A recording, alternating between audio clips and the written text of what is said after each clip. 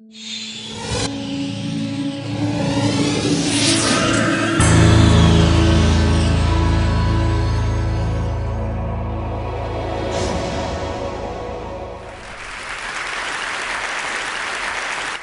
live in an incredibly busy world. The pace of life is often frantic, our minds are always busy, and we're always doing something. So with that in mind, I'd like you just to take a moment to think, when did you last take any time to do nothing? Just 10 minutes, undisturbed. And when I say nothing, I do mean nothing. So that's no emailing, texting, no internet, no TV, no chatting, no eating, no reading. Not even sitting there reminiscing about the past or planning for the future. Simply doing nothing. I see a lot of very blank faces. My thinking is it's probably have to go a long way back. And this is an extraordinary thing, right? We're talking about our mind. The mind, our most valuable and precious resource through which we experience every single moment of our life.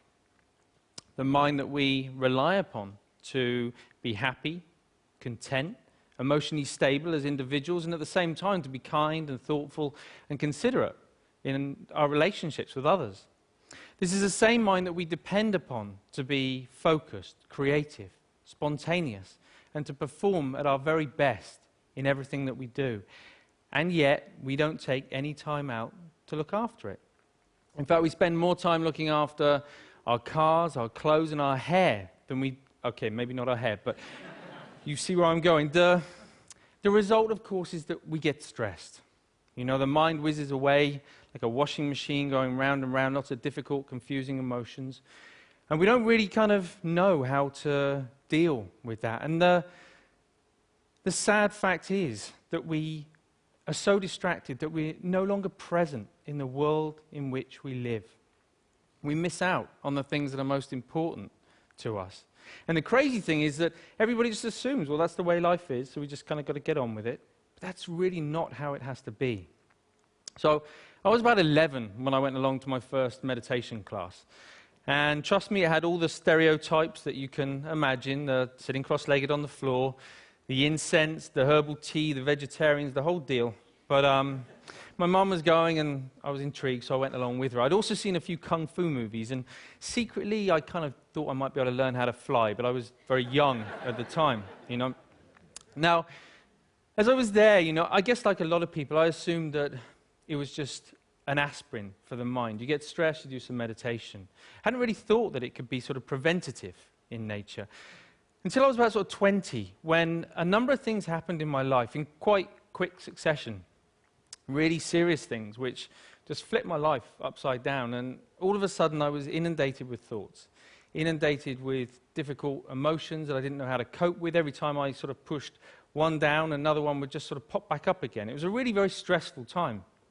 I guess we all deal with stress in different ways. Some people will bury themselves in work, grateful for the distraction. Others will turn to their friends, their family, looking for support. Some people hit the bottle, start taking medication. My own way of dealing with it was to become a monk. So I quit my degree, I headed off to the Himalayas, I became a monk, and I started studying meditation. People often ask me, you know, what I learned from that time. Well, obviously it changed things, you know. Let's face it, becoming a celibate monk is going to change a number of things. But it was more than that. You know, it taught me, it gave me a greater appreciation and understanding for the present moment. By that, I mean not being lost in thought, not being distracted, not being overwhelmed by difficult emotions, but instead learning how to be in the here and now, how to be mindful, how to be present. I think the present moment is so underrated. It sounds so ordinary, and yet we spend so little time in the present moment that it's anything but ordinary. There was a research paper that came out of Harvard just recently that said, on average, our minds are lost in thought almost 47% of the time. 47%. At the same time, this sort of constant mind-wandering is also a direct cause of unhappiness. Now, we're not here for that long anyway, but to spend almost half of our life lost in thought and potentially quite unhappy, Don't know. It's just me. It kind of seems tragic, actually, especially when there's something we can do about it.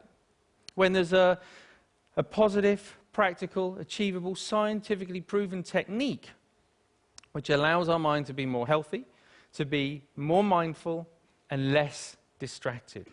And the beauty of it is that even though it kind of need only take about 10 minutes a day, it impacts our entire life. But we need to know how to do it. We need an exercise, we need a framework to learn how to be more mindful. That's essentially what meditation is. It's familiarizing ourselves with the present moment. But we also need to know how to approach it in the right way to get the best from it. And that's what these are for, in case you've been wondering. Because most people assume that meditation is all about sort of stopping thoughts, getting rid of emotions, somehow controlling the mind. But actually it's quite different from that. It's more about sort of stepping back, sort of seeing the thought clearly, witnessing it coming and going, emotions coming and going without judgment, but with a relaxed, focused mind. So for example, right now, if I focus too much on the balls, then there's no way that I can relax and talk to you at the same time. Equally, if I relax too much talking to you, then there's no way I can focus on the balls. I'm going to drop them. Now in life and in meditation, there'll be times when the focus becomes a little bit too intense and life starts to feel a bit like this. It's a very uncomfortable way to live life when we get this tight and stressed. At other times, we might take our foot off the gas a little bit too much and things just become a little bit like this. And of course, in meditation, we can end up falling asleep. So we're looking for a balance of focused relaxation where we can allow thoughts to come and go without all the usual involvement. Now, what usually happens when we're learning to be mindful is that we get distracted by a thought. Let's say this is an anxious thought. So everything's going fine, and then we see the anxious thought, and it's like, oh, I didn't realize I was worried about that. You go back to it, repeat it. Oh, I am worried. Oh, I really am worried. Wow, there's so much anxiety. And before we know it, right, we're anxious about feeling anxious. You know, this is crazy. We do this all the time, even on an everyday kind of level. If you think about the last time, I don't know, you had a wobbly tooth. You know it's wobbly, and you know that it hurts. But what do you do every 20, 30 seconds? I don't know. It does hurt. And we reinforce the storyline, right? And we just keep telling ourselves. And we do it all the time. And it's only in learning to watch the mind in this way that we can start to let go of those storylines and patterns of mind. But when you sit down and you watch the mind in this way, you might see many different patterns. You might find a mind that's really sort of restless and the whole time. You know, don't be surprised if you feel a bit agitated in your body when you sit down to do nothing and your mind feels like that. You might find a mind that's very sort of dull and boring, and it's just almost mechanical. It just sort of seems to, it's as if you're just sort of getting up, going to work, eat, sleep, get up. Or it might just be that one little nagging thought that just goes round and round and round to your mind. Whatever it is, meditation offers the opportunity, the potential to step back and to get a different perspective, to see that things aren't always as they appear.